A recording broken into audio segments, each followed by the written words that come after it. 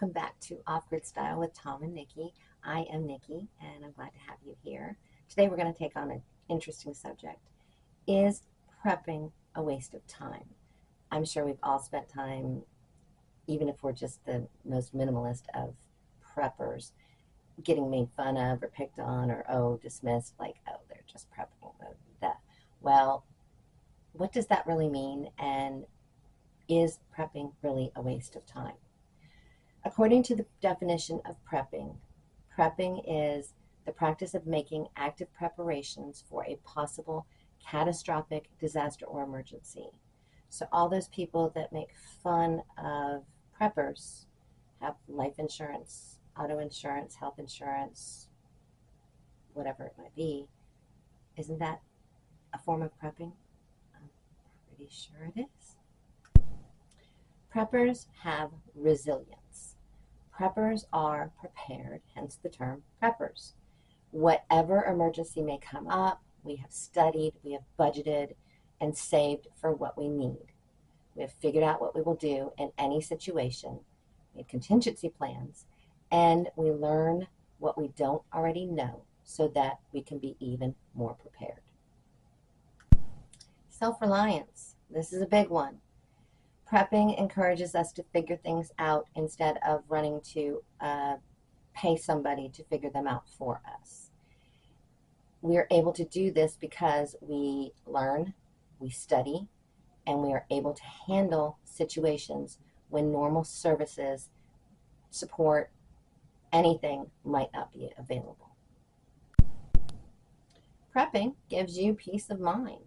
Because even though you're concerned about the future and things like that, knowing that you have plans and supplies and all those things in place can help reduce anxiety and fear when the world seems uncertain.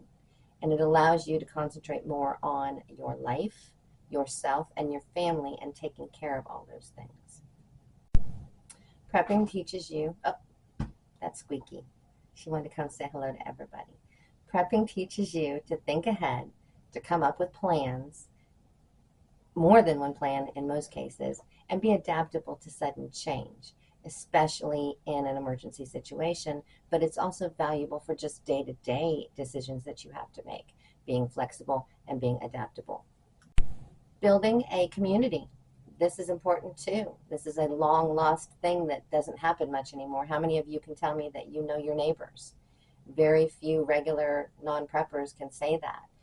Creating a mutual aid community is a way to connect with other like-minded people that live in your area. You can work together, you can share skills, you can share knowledge, and you're being neighborly. But by the same token, it's also something that is preparing you for an eventuality that may happen. Save money and stress by preparing or being a prepper. If you are having a well thought out plan or plans about different situations, you can go ahead and budget for those situations in advance instead of what non-preparing people do, which is scramble at the last minute to try to get all those things they feel they need. They're going to forget things. And on top of that, they're going to overspend because they're not able to purchase on sale or budget it out, or things that preppers do. Prepping means more good health and safety.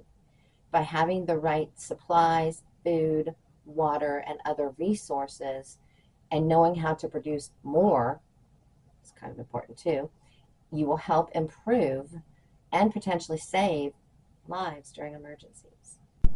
We are seeing more and more natural disasters that are catastrophic. Actually, they've been on the rise for about the last 50 years. Flooding, tsunamis, earthquakes, solar flares, which apparently there's a solar storm going on right now. These are all things, hurricanes, these are all things that are not easy to prepare for. That's why you have to think ahead for them.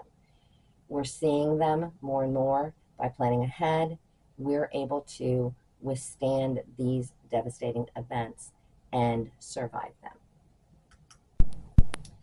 Crisis management. The prepper's ability to handle and manage any crisis is amazing. We plan, we alternate plan, we practice scenarios, we ask, if A happens and B doesn't work, how am I going to do C? Or what is D? That is how a prepper thinks. Your potential for managing and surviving and thriving any SHTF situation rises exponentially as a prepper. Because preppers plan for everything, anything, and every eventuality, we're more valuable, knowledgeable, and we are able to survive long-term SHTF situations more readily than your average everyday Joe. So, is prepping a waste of time? I would say after reading this, no. No, it is not. It is actually essential in this world with everything that's going on right now. Any one issue of which could spark something that would cause an SHTF situation. Realistic assessment, practical planning, updating those plans as needed, those are things that preppers do. But don't obsess about it. I know some people get that way. They start obsessing about it. Life is about balance. Make sure you have your plans, make sure you do those things, but preparing for emergencies is only one part of your life. So don't get obsessed. But remember, emergencies can happen to anyone at any time. You never know from day to day.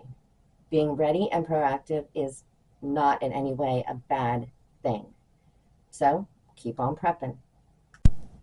Well, thank you for watching another one of Off-Grid Style with Tom and Nikki's videos. I hope that I gave you a little ammunition the next time that somebody makes a comment about, oh, you're a prepper. I now feel a lot more empowered.